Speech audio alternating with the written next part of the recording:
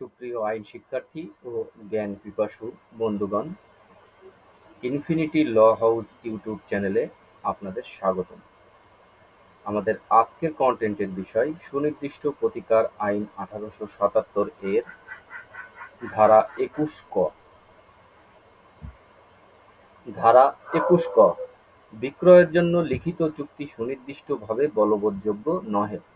বর্তমান সময়ে প্রচলিত আইন বা অন্য কোনো আইনে যাহাই বিধান থাকুক না কেন, স্থাবর সম্পত্তি বিক্রয়ের কোনো চুক্তি সুনির্দিষ্টভাবে বলবৎযোগ্য নহে, যদি না ক হস্তান্তর গ্রহীতা সম্পত্তি বা উহার কোনো অংশ দখল করুক কিংবা নাই করুক, চুক্তিটি রেজিস্ট্রেশন আইন 1908 এর অধীন লিখিত এবং রেজিস্ট্রিকৃত হয়, এবং খ চুক্তি বলবৎকরণের মোকদ্দমা দাখিলের সময় চুক্তির বাকি টাকা আদালতে জমা দেওয়া।